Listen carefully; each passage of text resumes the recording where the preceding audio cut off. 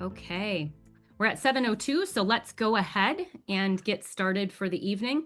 My name is Natasha Lance, and I am the Executive Director of Core Operations here at the T. Colin Campbell Center for Nutrition Studies, otherwise known as CNS.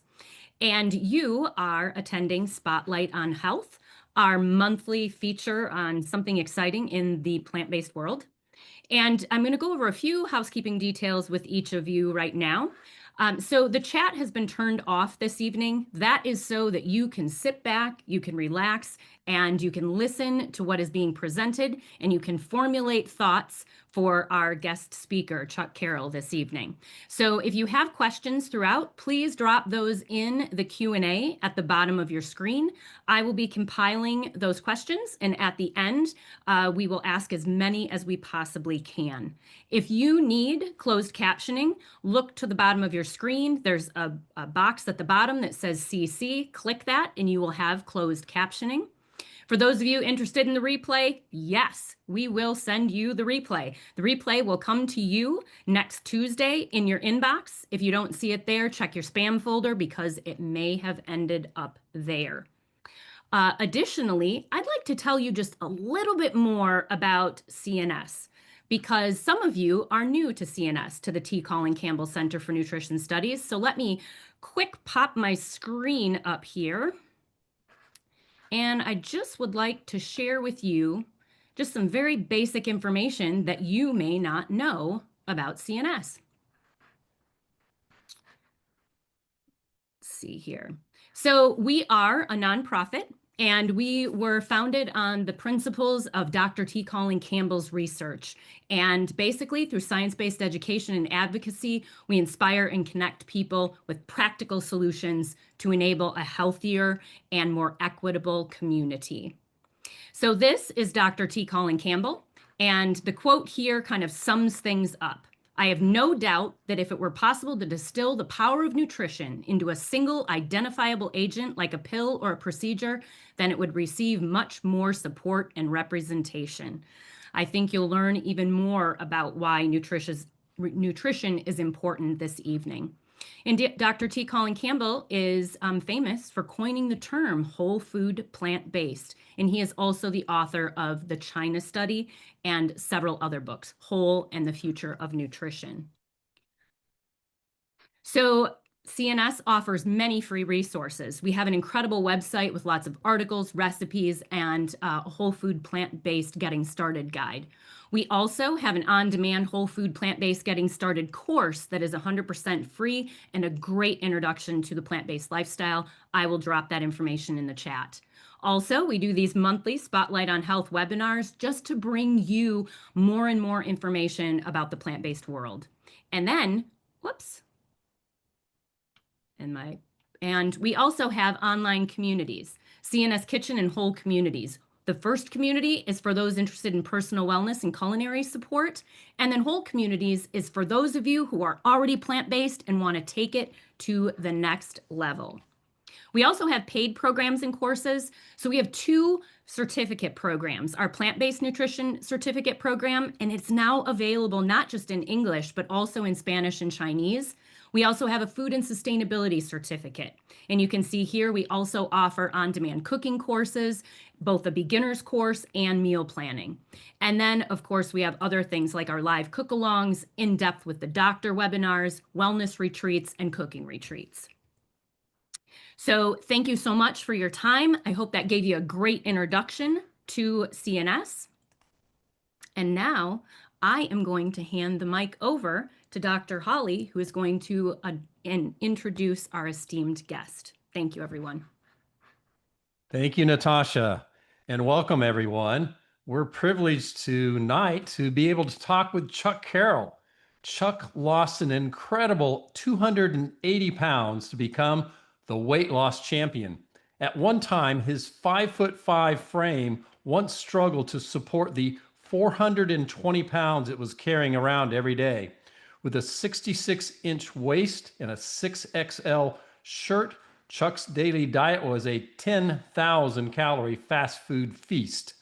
Every bite was carrying him closer to an early grave, and he knew that if he did not make drastic changes to break a severe food addiction, he would be dead before his 30th birthday.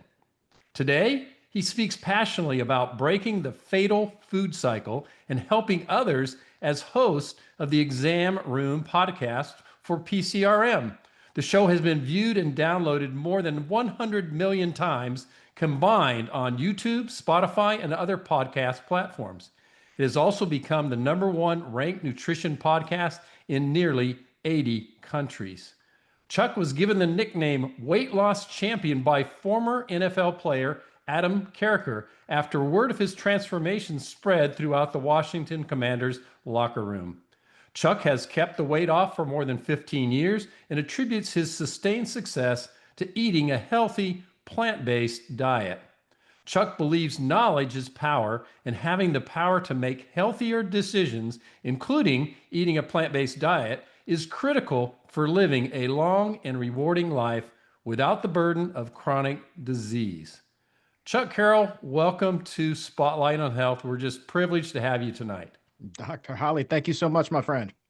Yeah, we're going to turn the tables. You're usually the interviewer, and so I'm going to be the interviewer tonight, and you're going to be the interviewee. So I'm nervous. I'm nervous. What are you going to be. throw at me, man? Yeah, hey, nothing that you can't handle, you know? I've listened to many of your exam room podcasts, and you're just an inspiration, and I've learned so much from your podcast. So we're just excited to talk with you and hear your story tonight. So tell us a little bit about your journey from ill health to optimum health. How did you get where you were, and how did you dig out of it? Yeah, well, I think that, to properly tell that, we have to go all the way back to when I was just a wee little laddie growing up in Norfolk, Virginia. And, single mom, not a lot of time, even less money. And that meant at that point, fast food was still really cheap. So lots of trips through the drive-through, going to grandma's house after school. Yeah, and the idea of a well-balanced meal was macaroni and cheese, baked beans, potato chips, and a hot dog, and naturally a slice of cheese on said hot dog. And Yeah. so, very early on, my palate was introduced to ultra-processed foods, lots of fat, lots of salt, and some sugar in there too, which is, that's the holy trinity. And that's what I'd like to call that when it comes to food addiction. And of course, I didn't look at food as a drug at that point in my life, but those types of foods certainly were. And I just got hooked on them heavily as I grew older and older. My appetite got bigger and bigger. And so eventually, by the time I was in my early 20s, I was eating 10,000 calories of fast food every day. And Wow. while much of that menu could vary day to day, there was one uh, fast food restaurant in particular that was always going to be a staple, and that was Taco Bell. I don't know what it is to this day about what they do to the, the items at Taco Bell, man, but it was literally how I ended my day every day. And it got to a point, Doc, where like they would just see my car pull into the parking lot before I even got to the order board at the drive-through. They would just say, "Hey, Chuck, do you want your usual?" Of course I do. $20, drive on through. And that Wow. alone was close to 4,600 calories and more than 10,000 milligrams of sodium. And Oh, so, yeah, you want to talk about getting into bad heart health at a young age. Hey, man, Taco Bell was a big part of that. And yeah. so, yeah, it took a lot for me to break that addiction, let me tell you. So I'm curious. Part of your journey was getting steered into this whole food plant-based approach. How did that happen? Oh, my goodness. A couple of ways. So that was actually like after I made the decision to have weight loss surgery. And because I was desperate, like I had gone up and down the scale so many times without success. I mean, just every fad diet known to man. And like one of the funniest and lowest points in my entire life was when I was working here in Washington, D.C. at a radio station, WBIG. Those are the Oh call no. letters. Yeah. And yeah, there I was, man. overweight as could be, big 100.3. And they approached me about endorsing something called the cookie diet. And, eat a cookie for breakfast and drink a lot of water, eat a cookie for lunch, drink a lot of water. And that's supposed to keep you full until dinner, when they'd say just eat a sensible dinner. But they never tell you what that is other than just try to put a vegetable on your plate. Okay. So I went 3 days without Taco Bell, but by day three, at that point, I was like full blown, like having withdrawals. Yeah. It was like if you've ever seen those documentaries on somebody like detoxing at a rehab facility off of like alcohol or drugs, it was kind of the same thing. Like I physically felt very ill and had a very short temper because all I could think about was getting my fix at the drive-through. And I got so enraged on that third night that I actually punched my fist through a wall because I hadn't had my beef grilled stuffed burritos or my 7-layer burritos or my chicken quesadilla or the beloved cheesy potato burrito. And I snuck out of the house and loaded up on Taco Bell. And I remember distinctly taking that first bite, and like all of that anger and the physical illness, it like washed away instantaneously. And I just calmed all the way down. But then that was also a big epiphany that night, that food can be as addictive as any substance known to man. And I was hooked in a big way. Forget the fact that I had been on high blood pressure medicine since I was basically in middle school. Forget the fact, that I was dating a girl who refused to acknowledge publicly that we were an item because she was ashamed to be with somebody who was my size. Forget the fact that I couldn't buy off the rack and I had to shop out of a big and tall catalog. Forget all of those things. Forget the fact that I was having chest pains. All that mattered at that moment was getting my fix from Taco Bell. And so I boldly went on the radio and lied and said that the cookie diet was the greatest because I was losing weight. But it wasn't because I was following the cookie diet, and I certainly wasn't eating a sensible dinner. I was literally going to the gym for 2.5 or 3 hours a day just so I could continue my addiction.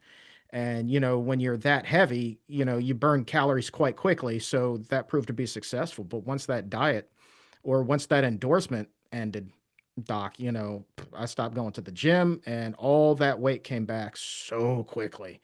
And my friends tried to organize an intervention for me, and it was a low point. It was a very, very, very low point in my life. And I know that you would ask me about how did I get into plant-based, but I just, before we get to that, want to emphasize that this is why I'm such a firm believer in um, food abstinence these days. In terms of junk food, I should say junk food abstinence. No cheat days whatsoever, because I know that if I were to ever reintroduce those types of foods, I would get hooked on them in a hurry. You don't celebrate a Yeah. year of sobriety by having a beer, or Right. think that you can have just one cigarette in a social setting and not pick up a pack the next day again. You're going to be right back to your old habits. So that's why, I impress upon people that when it comes to dieting, don't reward yourself with the same kind of things that got you to the point where you're pulling your hair out in the first place. Like, reward yourself with healthy food. The reward is getting healthy. The reward is not shooting yourself in the proverbial foot by, reintroducing junk food and garbage into your system. So that's not to say that a plant-based diet can't be very tasty and indulgent, because goodness gracious knows that it certainly can be. But yeah. So anyway, that's that. What was the original question? I forgot. See, I'm so Yeah. used to being the interviewer. Yeah. So I'm gonna backtrack slightly, but before we get back to the question I asked, but you mentioned you tried other weight loss methods. You mentioned bariatric surgery, right? Mhm. Yeah. Did you try all these Weight Watchers, counting calories, keto, all that kind of stuff as well? Oh yeah, man. I tried Yeah. eating, yeah, all of those things. Weight Watchers for sure. I called another one the cardboard food diet because like none of the food had to be refrigerated. All of it just came in a cardboard box. And, even though it was like stuff like lasagna, which you would think should be refrigerated. Like, no, Right. it's in a cardboard box. Just, yeah. So that one didn't work out too well. I did the eat every 2 hours thing, thinking that that would speed up my metabolism. Well, the thing is, it's like, okay, but if you eat a pork burrito every 2 hours, that's really not going to help you out a whole heck of a lot. Well, nobody told me that. So that diet failed miserably. And so, yeah, I mean, it was just like so many other people. You have this short-term success only to have long-term failure and to fall back into a deeper hole than where you began from. And like it was just incredibly frustrating and something that I didn't know how to stop or how to fix permanently. And that's why I opted ultimately for weight loss surgery, because at least at that point, I thought, this will at least allow me to see my 30th birthday. I'll probably wind up regaining all of the weight back and then some, but at least I can go to my grave saying I had tried everything. And How old were you when you had the bariatric surgery? so 2009, I would have been 20. Yeah, it was like my 27th birthday, right So around my young, very 27th young. birthday. Yeah. And Yeah. did you have any success with that? Yeah, I would say so. A great deal. Initially, losing all of the weight and a great deal of weight, so much so that they wanted me to be the poster boy for their weight loss center. But here's the thing, and honestly, this is what separates my story from so many other people long term is it was that night where I realized that I was a food addict. It was that night Mhm. without having Taco Bell for 3 days and like sneaking out to the drive-through and realizing that I couldn't have just one. So even though they stressed that you will be able to eat your favorite foods again, just in smaller portions, I knew that that would be like opening Pandora's box. And every week we had to go in for these group check-ins, they call them therapy sessions, whatever, what worked for you this week? What are you struggling with?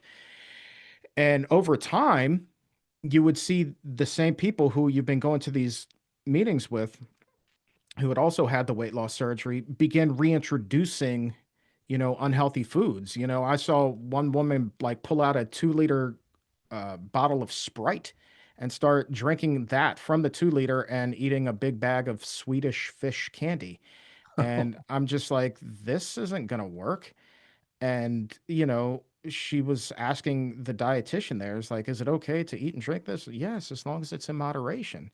Oh Well, my. where's the moderation if you're drinking from a 2 liter bottle and eating a family sized bag of candy? Like, it, and that's kind of when I got disillusioned. And, flash forward a couple of years even. And, I had lost a good amount of weight, um, and even was starting to see it creep back up, even though I was not eating fast food any longer. The scale did start to go back up, and I went and I talked to the bariatric surgeon, and he's like, "Well, you're doing great. You don't have anything to worry about. As a matter of fact, you need to eat a hamburger." And let me underscore need. He said you need to eat a hamburger. Not could, not if you want to, not you should. No, you need to. Essentially prescribing me a hamburger. And that was the last time that I ever spoke to this guy Yeah. because there was a major disconnect in terms of treating obesity here. That's like saying, okay, well, you need to smoke another cigarette. Like, no. Why are you telling this to your patient? Had I eaten that hamburger, like I'm sure that I would have gone back up to 420 pounds, in no time flat. And, it was still another few years before the idea of eating a plant-based diet popped onto my radar after that conversation. But never in a million years would I have thought that I would have been prescribed a hamburger. But that is definitely one prescription I'm grateful that I never filled. So how long it was it between your surgery and when you had that light go off and say, "Hey, this plant-based thing, there's something to it. I should go there." What was the period of time there? It was like 6 years or so, 6 or 7 A long years. time. Long It time. was. There was a gap there, and it just happened by coincidence where, at this point, confidence was riding high. I lost that weight, and I kind of did a career pivot and started covering sports and was doing a radio show with Adam Carricker, who you mentioned, who was the Commanders player, and we were approached by an organization called the Physicians Committee There you go. about doing a PSA on healthy eating. Now, neither one of us knew anything about what plant-based meant, and we both probably thought that being vegan meant joining the cult. And so, but we wanted to help people out, and so just I will never forget getting kind of a crash course on healthy eating the day that we went to do this photo shoot. And then I remembered this organization and I really like what they stood for. And I thought, if I ever get tired of being in regular broadcasting, I want to circle back and work on a project with these guys. And so 2 years later, after doing another interview with a professional wrestler of all uh, things, and he was encouraging me to eat a plant-based diet because this is somebody who had, been in WWE, wrestled in WrestleMania, like, big time successful champion. And this guy's eating a plant-based diet. And he's like, yeah, read my book, go watch the documentaries, and like, let's talk about it. And so as soon as I sat down and I watched those things and I finished the book, it was like, all right, let's take this to the next level. And I've not eaten any sort of animal product now in many years. And I'm so grateful. I'm sure that that's not how most people come into the plant-based world, but that was my entrance. Yeah, yeah, that's interesting. So a WWE wrestler Yep. kind of tipped the scale for you to go plant-based. But Austin you had a Aries, little yeah. background with your PCRM, PSA that you did and that sort of contact there. But the wrestler tipped you over, Absolutely. Yeah. Quite literally. literally and figuratively. He did. Yeah. Great guy. We're friends to this day. And I owe him a lot, including a phone call, ironically. But yeah, that's just insane that a sport as wacky as pro wrestling would bring me to a dream job like this, which is anything other than sports entertainment, because we're dealing with like real health here and real Yeah. lives. And it's an incredible thing. Yeah. So with your podcast, you interview people and your knowledge, base grows and grows and grows. So it's a win-win for you. Yeah. Oh, yeah. Going to school every single day, man. It's a Yeah. great thing. Yeah. So just for our audience, a lot of people throw about that term whole food plant-based. What is whole food plant-based for Chuck Carroll? Whole food plant-based to me means very little processed foods, obviously. Yeah. And so, if I'm going to eat a potato, it's going to be the potato. It will not be a potato chip. It will not be, Lay's, anything like that. This will be a legitimate, like, whole potato. It's going to be like unrefined stuff, just grown from the ground, farm to table, so to speak. We have a wonderful farmers market here in La Plata, and the food is just so ultra fresh. And I love that, and I celebrate its simplicity, yet the complexity of flavor that comes with it.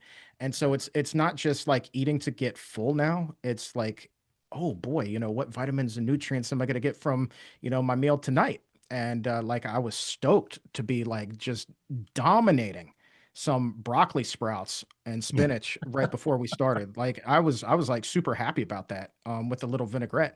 Like it was just again the simplicity and the health, like fueling my body not just to fill the belly, but nourishing so that I can continue to thrive.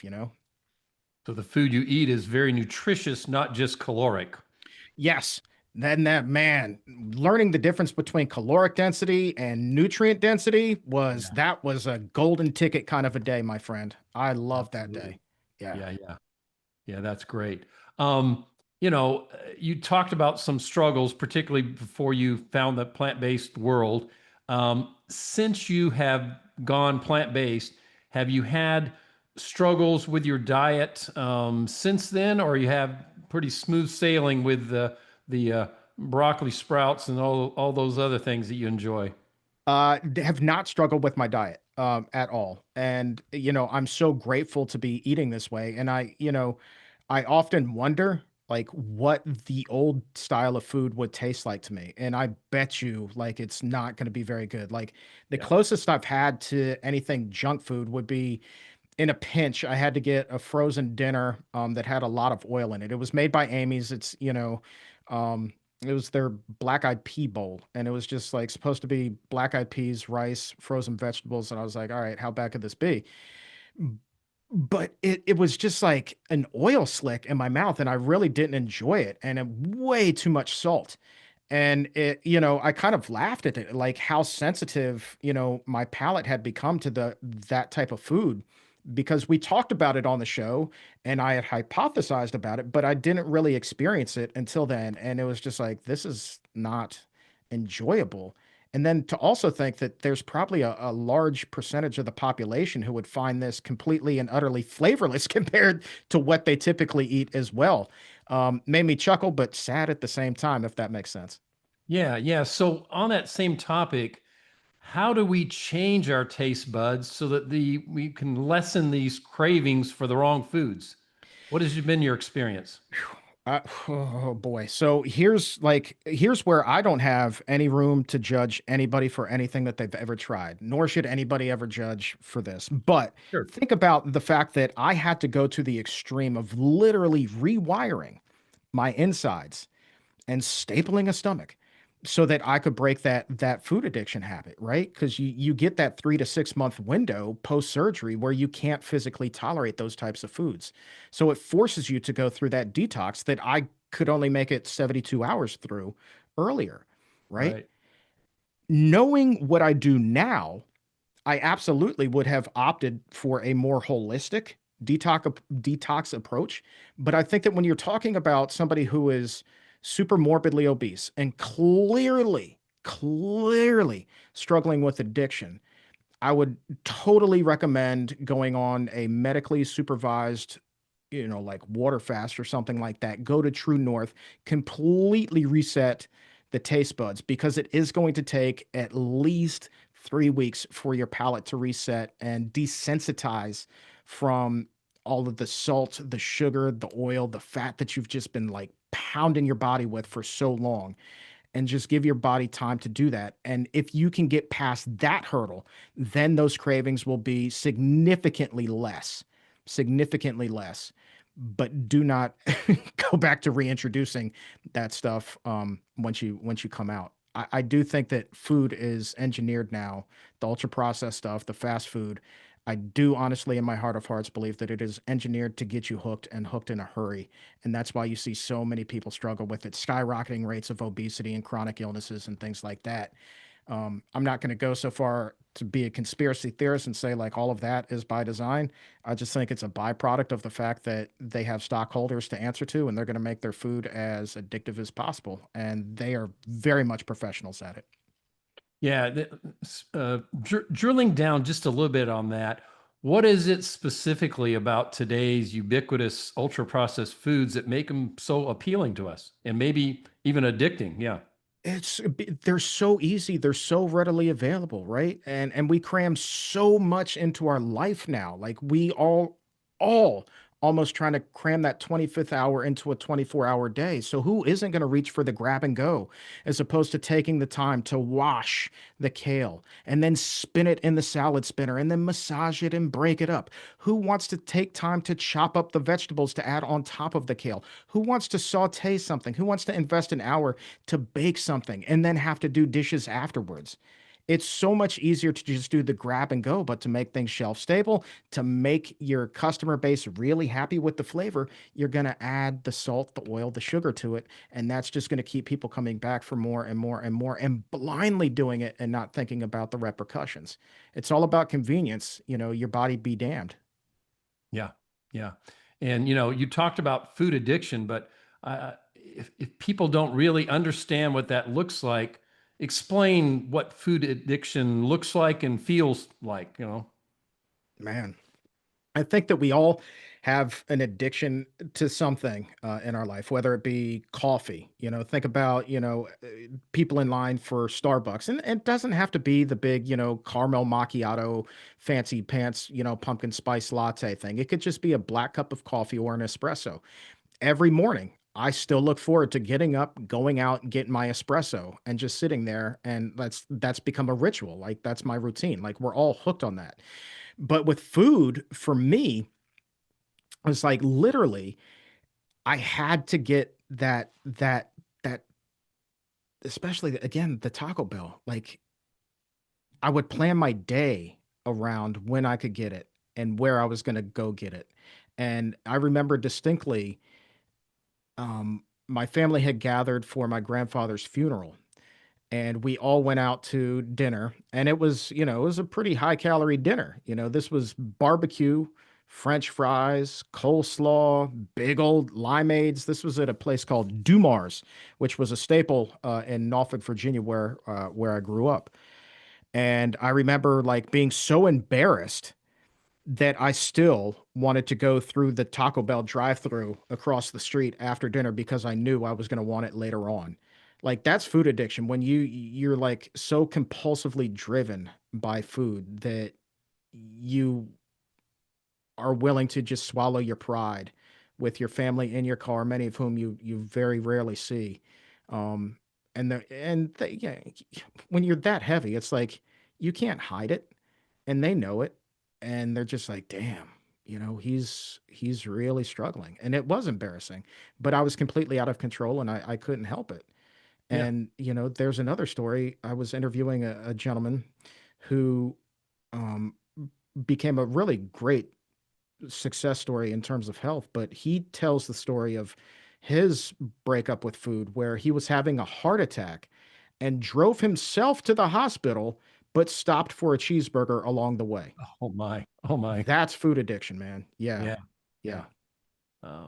Yeah, it's very powerful, and the effects are devastating and life changing, if not life ending. Mm. Yeah. So address those in our audience that maybe are being struggling with being overweight, maybe obese, maybe morbidly obese. How does one begin to tackle this seemingly overwhelming task of changing our lifestyle? What are some of the steps that you would recommend? Number one, take a deep breath because there's no easy fix to this. If there was, the weight loss industry wouldn't be a gajillion-dollar industry because nobody is getting it just right because it's $1 billion industry because everybody's trying everything Right. because nothing is working. And what does work are, the two daggone things that you've been told about your entire life, and you just roll your eyes when you hear diet and exercise, diet and exercise. There's no way around it. But because we're so addicted to these types of foods, it makes it all the more challenging. So, what I tell people who just feel so hopeless and so lost is like, number one, everybody who you've seen who has had long term success has no greater skill set than the one that you have currently. Right. The only difference is, they have gotten over the hump. And so, what do you do to get over that hump? Number one, accept the fact that it is going to be a rough ride. Accept the fact that you are going to, on a lot of days, quite frankly, and I don't mean to sound negative, but you're going to hate life because you are going to be craving food like you have never craved it before. It is going to be intense. You are going to be hangry. You are going to be angry. You are going to be going out of your mind. But you need to remind yourself that you are also normal. This Yeah. is what your body was designed to do. You are physiologically designed to be addicted to these foods. More, I should say, these foods were designed to make you addicted There to you go. them. And Yeah. so you're normal. But trust that in those moments when those cravings are so, so, so intense, you're not going to die, even if you wish that you were. And I'm not exaggerating when I say that there were times, man, that I wish I was dead. I mean, think about how outrageous it is that after just 3 days, like I punched my fist through a wall, did hundreds of dollars of damage to my home because I hadn't had a 7 layer burrito, for goodness sakes. Like that's insanity. But that's how it is. And so I tell people when the cravings really, really, really hit and they're really, really, really intense, just take a deep breath and I say, accept the suck. That's literally what I call it. Accept that right now, your life sucks. There's no way to sugarcoat it. There's no way to make it any, sound any better. Just your life is going to suck at this moment because all you can think about is getting your fix of food, whatever food that may be. But here's the funny thing. This is why I call accept it, because if you accept and you embrace the fact that during this moment you are not going to feel great, but you give yourself permission to not fight it, but you don't give in to it. You just accept the fact that you're having these intense cravings right now. Somehow it takes the edge off, because if you fight the craving and you wonder, why is this happening to me? Why is it so much harder for me than everybody else? That just compounds the problem and it makes you crave the food even more. But if you accept it and you trust that in a few minutes, 20 minutes or so, it's going to pass and you can go about your day, it makes it so much easier to get past that single moment. And then when you practice that time and time and time again, because the cravings will keep coming for a while, you keep practicing that time and again, you get better at it and more proficient at it, and you get more comfortable being uncomfortable. And pretty soon it becomes second nature, so that even if it feels like, man, I can't go another day without a hamburger, you know that you can get past it because you've accepted the fact that you're normal. And then, in 3 weeks, 4 weeks, however long it takes, even, a couple of months in extreme cases, your palate will reset and you're going to be just fine. And then the cool part there is like, just take that rear view mirror and rip it right out, because there's no going back. All you got to do is keep looking forward. Never go back to eating the stuff that you did.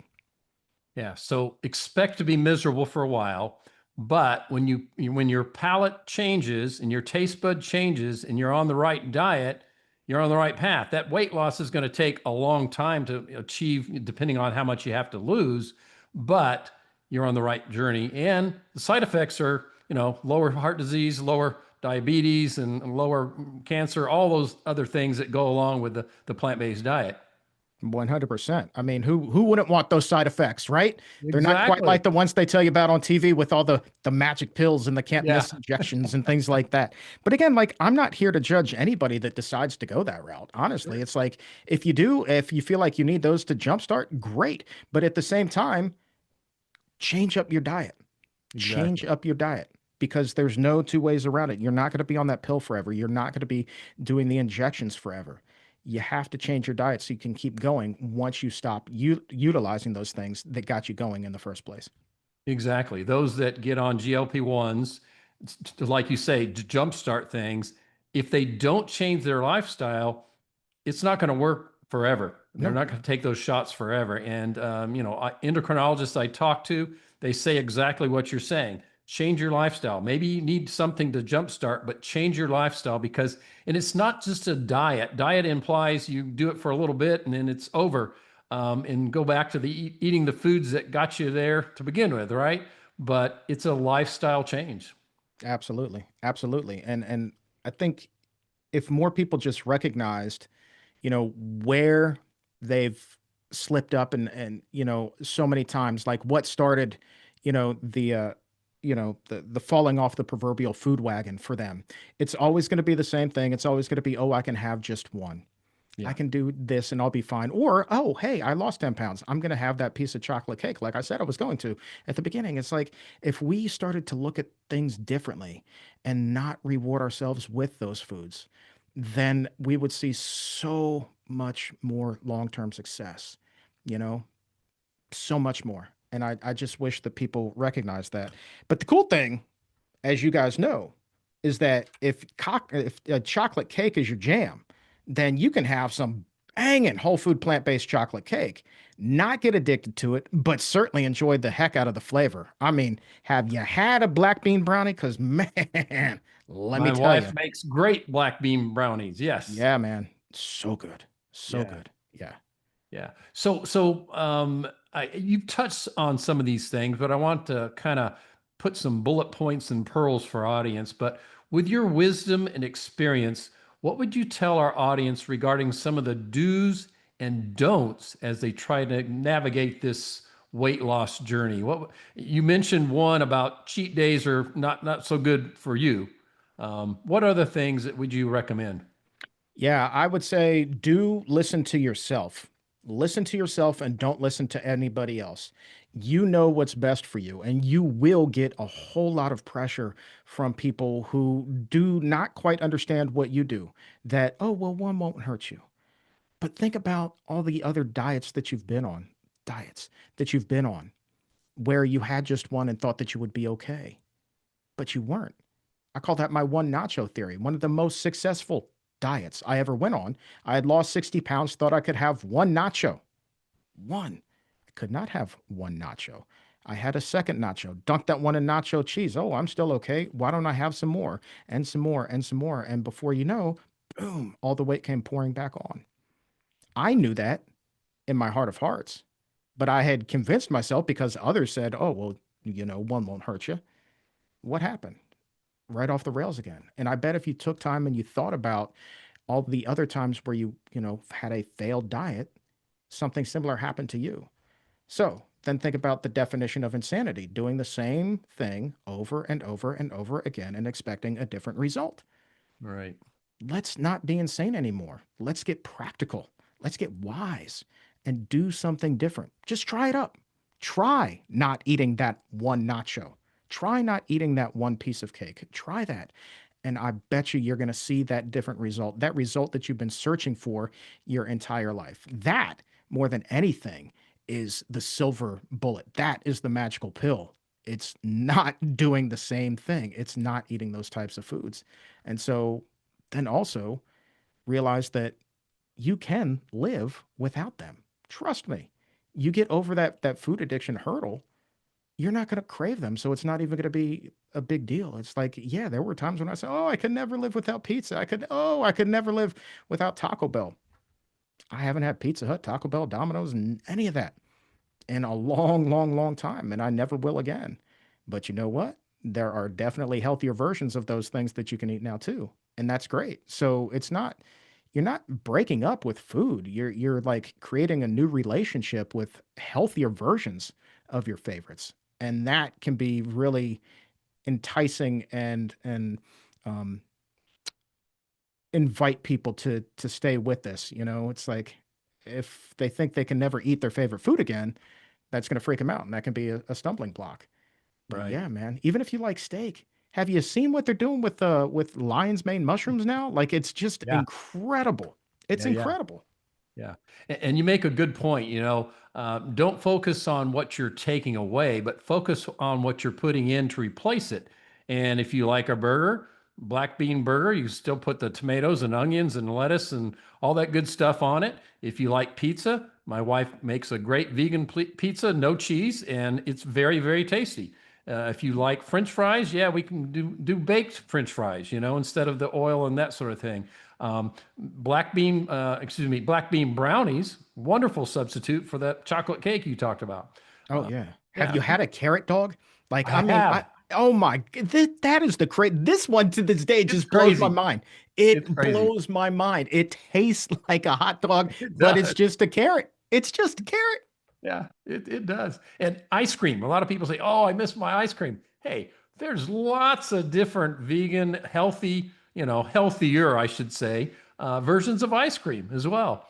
Yep. So you mentioned the word practical. Um, give our audience some practical tips that you and your wife do daily or weekly to sustain this. In other words, what are some of your cooking habits or food prep habits that help you with your busy lifestyle maintain this way of eating? Definitely take a day. Typically Saturday, I'll put the college games on now that football season's there. I go, bring the laptop or the tablet into the kitchen, and then I'll start chopping up the vegetables. And then I'll start roasting the vegetables. And then before you know it, I got like five, six, seven different kinds of vegetables, all, sealed up, put into the refrigerator, ready to go for the week. And here's the beautiful thing, like everybody's on this time crunch. All I do for dinner more often than not is I'll just grab a handful of greens or two, put it in a big salad bowl, and then like throw, whatever vegetables I'm feeling for that night. And then I'll throw some grains on there. And it takes no time to put a bowl together. Now, I could go that extra mile and make my own hummus. I don't do that. I really like the kava hummus from the store, so I put a scoop of that in there with some kimchi, and it's like I don't even need salad dressing at that point. Yeah. It tastes so good to me, and I look forward to that every single night. And you get variety there because you can change up the type of greens that you're using. You can change the vegetables. You can rotate those. You can rotate the grains, and so every day you get kind of like a different flavor bomb. But they're equally enjoyable, and I just look forward to it. And the only time investment really is that Saturday for a couple of hours where you're just roasting vegetables. But oh, by the way, I'm watching football at the same time, so how bad can it really be, right? Right, Yeah, right. I mean, that's very important, to food prep. And if you get that, I got home late, what I do, I got something in the fridge ready to go. Yeah, yeah, it's yeah. right there. Yeah, Absolutely. we also my wife will cook batches of different types of beans, and like you said, throw vegetables in there, and she'll put them some in the freezer, and we'll just eat on those for a week or so, and then move on to something else. So it's variety. We're getting a balanced diet, but that food prep day is very important. Huge. And there are, some other shortcuts. Like I do have a lot of Rips Plant Strong products in there. His stews and chilies are top notch. So I do have those, and I do trust those. And I also have, I had one for lunch today, a Blue Zones meal Ah, from Dan nice. Buettner. Very good. And again, like I trust those brands. Again, not going to get you hooked because very low sodium, very low fat, and like those are the shortcuts. And the cool thing is, especially with Rips products, is you're seeing those available in more and more and more stores. I think he's in Target now. I found his Yeah, stuff in regular grocery stores. It's not just Whole Foods that you shop at, or you can just buy them off of his website too. Those are great time savers. yeah, great. Those are great tips. Thank you, Chuck. Sure. So we talked before we went on air that you've had some recent health issues that you wanted to kind of share with us a little bit. Tell us about what's been going on. Yeah, so this is the funny thing, and I want to just preface this by saying, like, if you have been doing all the right things and you've been eating a healthy diet and you've been exercising, like sometimes stuff is still going to happen. And unfortunately, I'm kind of learning that lesson right now. And luckily, I've gotten some great care from my friends up at the Mayo Clinic, and shout out to Dr. Brian Carlson for helping me get in there. Um, but yeah, so it started off with really severe bloating, and then morphed into really intense acid reflux type symptoms, and then morphed again into some neurologic stuff, which is like every day practically, I feel like I'm drunk or stoned. Like some people call it brain fog. I call it being drunk or stoned without actually being drunk or stoned. And it sounds, yeah, it sounds like a lot more fun than it actually is because it makes it hard to concentrate. It's kind of like the world's worst case of vertigo. And so you couple that with after every time you eat, you still get super bloated. And like for a while, like a good 6 month stretch, I got so food adverse, like I was so scared of eating because it would just intensify these symptoms so much.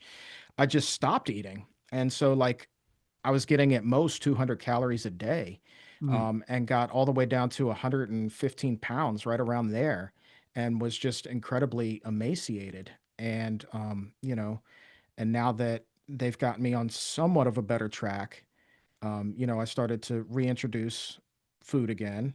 And even though it is whole food plant based, my body's just clinging to every calorie. And because I'm still suffering with the bloating, my body looks puffy and swollen. And certainly I've overshot the 140 where I once was. Um, you know, and so it's frustrating, but they do think that it is at least partially attributable to a hiatal hernia, which would be the result of, at least in my case, and I know that they're very common, but at least in my case, a result of the weight loss surgery that I had many years ago. And so it would explain like the shortness of breath, where because if people aren't familiar, like it's like your stomach actually like comes up through your diaphragm and like can put, pressure like around your lungs. It can do like all kinds of crazy things. And there's a chance that it is also irritating the nerves that are around there, which would be causing the neurologic type symptoms. And so it's nothing, knock on wood, fatal. It's scary as all heck some days.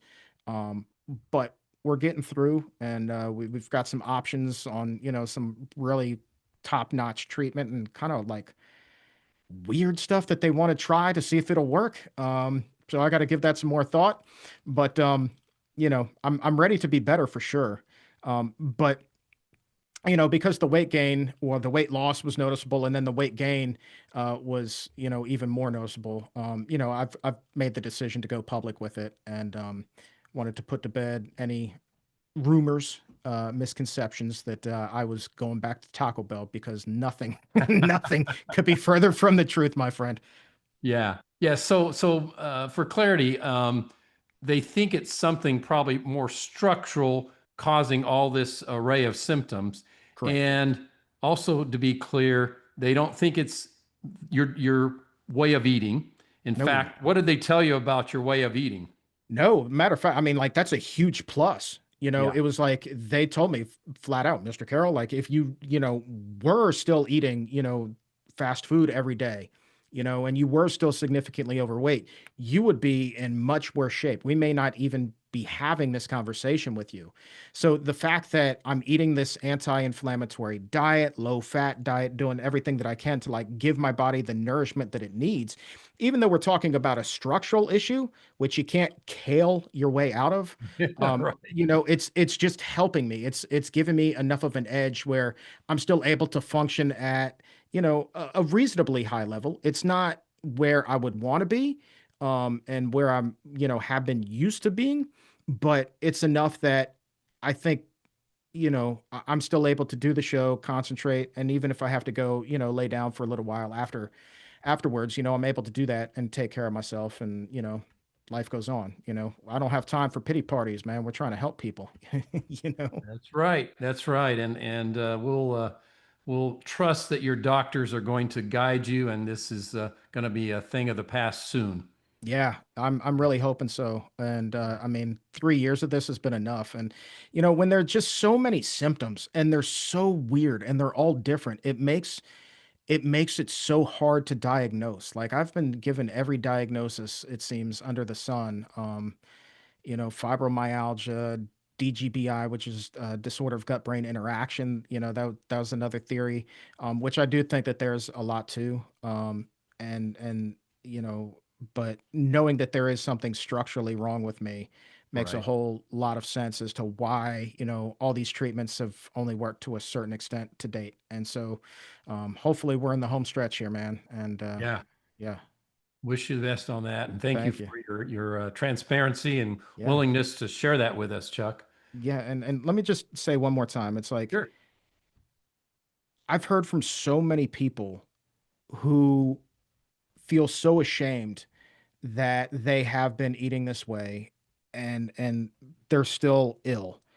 And there is no shame in that. Like, guys, we can't continue to think that, a salad is going to cure everything 100% of the time. I wish it worked like that.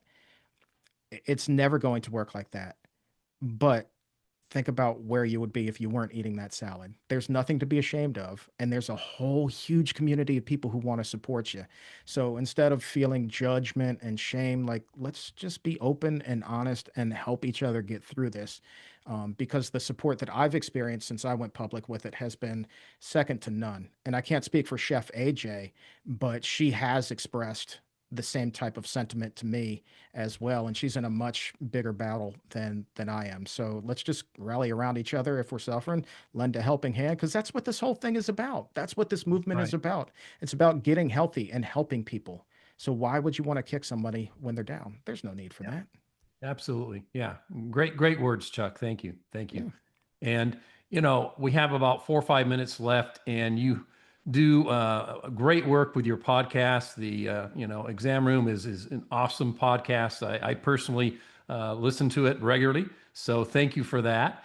Sure. And Thank in you. closing, if you have maybe one interesting interview you want to tell us about that maybe had some learning points that you would think our audience would find helpful or interesting.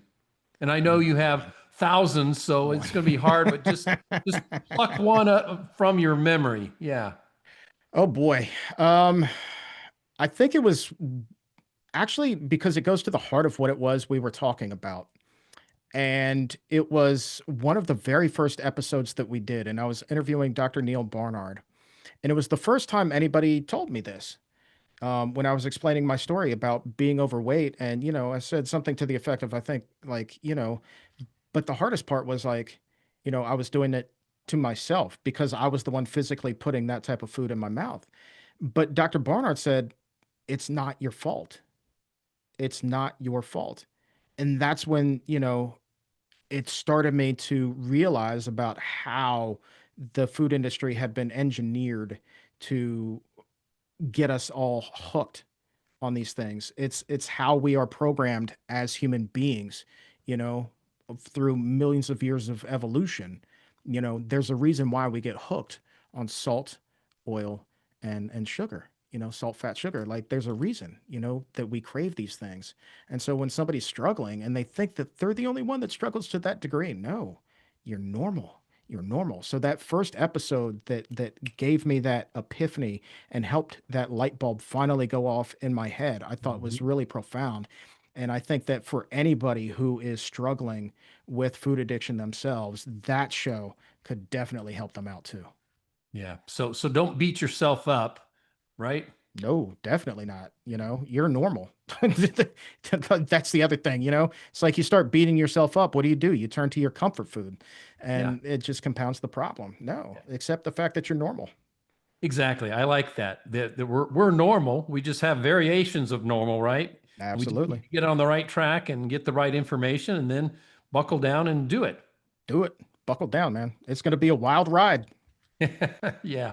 So Chuck, thank you very much for your wisdom, your experience, your willingness to be very transparent with us and really sharing important tips for us as well as we navigate through all this life of illness and being overweight or obese or morbidly obese. It's been very helpful. So thank you very much, Chuck. Natasha, you're going to come on right now, and you've been gathering some questions for Chuck. So come on back and tell us what you have. Will do. All right. Thank you so much, Chuck. It's really refreshing to hear you speak about your experience, and you have such compassion. And I think people Yes. hear that in your voice, and you have helped people to feel comfortable in themselves. And I think that that's a really important point. So, questions for you. So, someone here has someone in their life that is really struggling with weight issues, and this person speaks Spanish. They are curious, have any of your podcasts been translated into Spanish, or are there Spanish resources that you specifically regarding weight loss would recommend? Um, my podcasts have not been, but I do believe that there's a feature on YouTube that has auto translate now, which I think is kind of wild. So you can do that. I would also recommend looking at all of the Spanish resources that PCRM has on their website. There are quite a few that are in Spanish, and if nothing else, reach out to my man, Mr. Mark Ramirez, Chickpea and Bean, who was bilingual, has a heck of a story himself in terms of reversing diabetes. I mean, this guy, talk about, facing significant health challenges. This guy's, he's got a story for the Yeah. ages. Um, Great story. yeah, Yeah. that would be my recommendation. Yeah, He's up in Michigan, I believe. he is. Yeah, right around Detroit. Yeah. Yeah. Thank you so much for that recommendation. That's great. And I will also try to add that to the resources as well. So someone is curious here. You spoke about Taco Bell quite a bit. What age did you first start eating Taco Bell? And how, how long had you been eating at Taco Bell before you realized that you had withdrawal symptoms? I mean, like how long did that take to build up that addiction?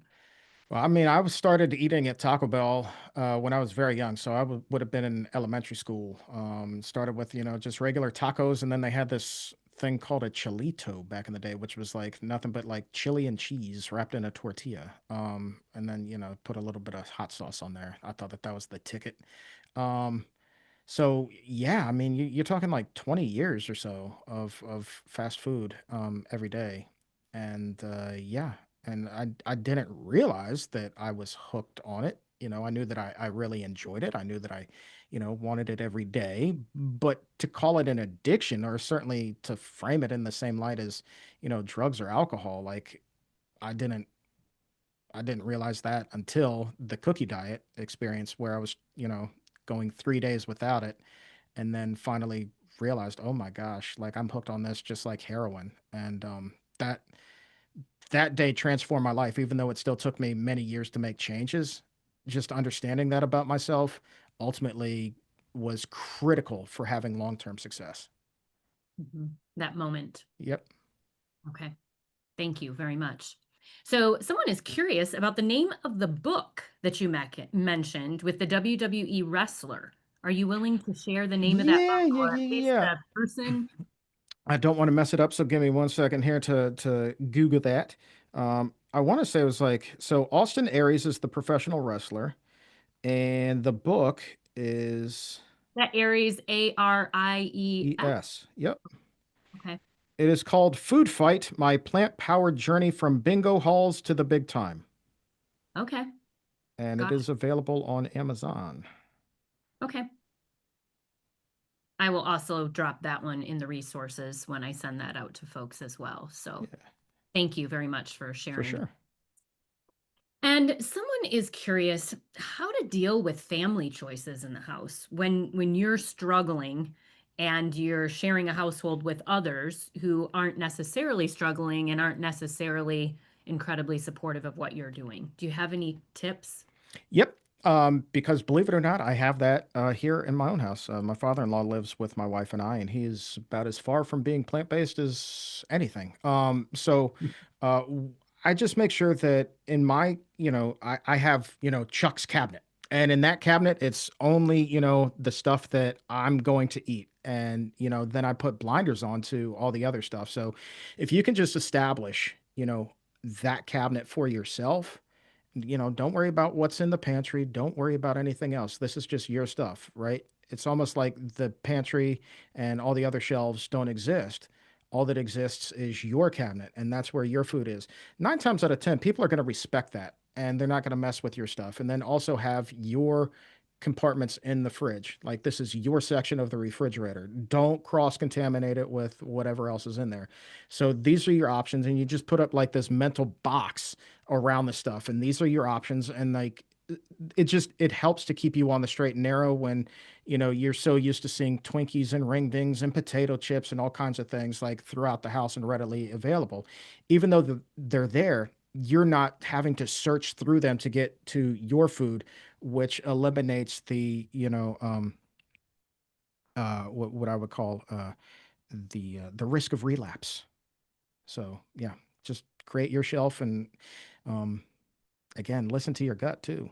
You know what you're doing and why you're doing it. And even though other people may not understand yet why it is that you're doing it, trust it and remember why you're doing it. And that will also help, when peer pressure and things creep in, which is not the easiest thing in the world to deal with. Thank you, Chuck. And someone is asking kind of about the bariatric surgery. Do you feel like kind of some of the health issues that you just shared with us could potentially be related to that? You spoke about structural issues. Has there been any talk about that? It is a distinct possibility, my friends. Absolutely. And why it would have taken, so many years for it to pop up now, I don't know. But one of the things that I'll give you some scoop, I have not talked publicly about this, is one of the things that they found when I was just at Mayo a couple of weeks ago, was that the pouch that they created, which was essentially, that stapled portion of my stomach, was much longer than it should have been. And for whatever reason, they think that that may have contributed eventually to the GI symptoms and the hernia. I'm not sure how or why. I'm not the doctor. I'm just the patient trying to learn like everybody else. But yes, I do think that there is a very real possibility that the surgery had something to do with it. Okay. Thank you for your Hmm. forthright. Along those same lines, for those people who are not familiar with bariatric surgery, and sure there are different types, and I know over the years that has changed, but can you give people kind of an overview of what that meant in your case? What is bariatric surgery? And when you were done, what did that mean for your eating? Like, were you able to eat the same kinds of things? Can you give us just an overview of what that is for those who are curious? Yeah, I'll walk you through the type that I had. So I had Roux-en-Y gastric bypass, which is, as I understand it, the Cadillac of weight loss surgeries. Um, so, consider this to be your stomach, and then literally they would staple off a portion of the stomach, and it's about the size of your thumb. That's going to be about 4 ounces. And then they also took a portion of my intestine and rerouted it, and that's the bypass part. So you're only able to absorb, a certain amount of, calories and fat, and unfortunately, nutrients as well. Iron is one that a lot of people who have this particular kind of weight loss surgery have a hard time absorbing because the portion of the intestine that would have really taken the iron out was being bypassed. So anyway, that is the weight loss surgery. And initially, you cannot eat solid food. So they baby step you back to solid food. And so it was like liquids only for at least 2 weeks. Then it was pureed food, where literally, I mean, just like put food in a blender and that's it. But it was like broth initially, maybe like cream of wheat or grits or something like that. And then softer foods like you could do like tuna fish at that point. I wasn't eating a plant-based diet yet, obviously. And then at about the like 3 month mark, then you can start, eating regular food again. So they do baby step you there because, that whole area just needs time to heal. And if you eat a whole bunch of stuff that you shouldn't, you run the risk of busting the staples. So you don't want to do that. And that, yeah, it was not fun, man. I'm not going to lie to you. It's like, I don't want to do it again. I don't want to do it again. Sure, sure. So right now, with the way that you eat whole food, plant-based and all of that, do you still need to take into consideration, do you have to eat smaller meals or do you eat normal portion sizes? How does that work with bariatric surgery? So yeah, I guess you could say like I do eat a little bit of a smaller meal, but you also need to realize that, you know, the stomach is very much elastic. So over time, think about blowing up a balloon, like it'll expand again. And so now it's kind of like stretched out, and I can handle what most consider to be a normal volume of food. Like I can actually go to the kitchen and eat like a whole big salad. I'm talking like a mixing bowl of salad, and I will crush that and be just as happy as can be with it. Um, More recently, though, like with the hiatal hernia, I tend to get really full really fast. So, like, but that's a whole other, topic of conversation. But eventually, yeah, you're going to be able to eat, basically normal amounts. But I would recommend not trying to like push yourself to have like ultra huge meals because, overeating was a big part of probably what led you to having weight loss surgery in the first place. So, again, it's just like, reintroducing, unhealthy food. Why would you want to reintroduce an unhealthy habit? Very good point. Very good point. So this person's saying they've heard that it takes about 3 months to break an addiction, but 6 months to break a bad habit. What kinds of things, besides what you talked about? You talked about, okay, the cravings are coming over, just live in the suck, basically. Like, know and tell yourself that that's where you're going to be. But were there other things that you did to keep on track, not to cave to cravings? Were there other things you instituted in your life? Yeah, so I was never a big gym guy, but I got really big into walking. And so it was kind of like my daily routine where, at first I could only walk across the street, but that's what I did. I would sit down, look out onto the field, like walk back to my desk. And then one day I found I could walk around the block, and then it became 2, and then 3, and then a mile. And then eventually it got up to every day on my lunch break, I was walking 5 miles. And, that took me about 90 minutes to do. And so, work at the time, I had left radio and I was working at a nonprofit, trying to figure out what my next career move was going to be. But that's what I did. And they were so supportive. They were just like, hey, man, take that extra half hour at lunch and just make it up, at the end of the day. So I never had to worry about going to the gym. And I also found that by doing that every single day and investing that time in myself, I felt so good. Like I didn't want to go back and wreck the way that I was feeling. Like that really helped change my mental state in that, the reward was no longer food. In this case, the reward was just feeling good, you know? And that really helped with my cravings because I didn't want to not feel that way. And that was a huge shift in mindset that was critical. Um, Absolutely critical. Wow. Thank you. That's powerful. And that's really great that your workplace got on place or on board with that as Yeah, well. I mean, how helpful. That's really wonderful. So I have two more questions. sure. One, you mentioned a blue zone meal. Mhm. Are you referring to the diet of eating for longevity? Were you referring to a cookbook? What can you put that in context for the person?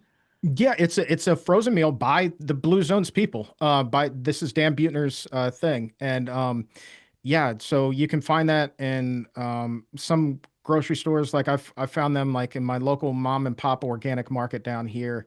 I think Wegmans may also sell them. Sprouts is another market. It's in between Giant and Whole Foods. Use something called Sprouts that we have here in the DC area. So you can find it in places like that. They may also sell them online. I'm not sure, but they're just frozen dinners. They're in bamboo containers. So, you don't have to worry about plastic or anything like that. 4 minutes in the microwave, and they're actually really tasty. Really tasty. Oh, well, great, Yeah. great.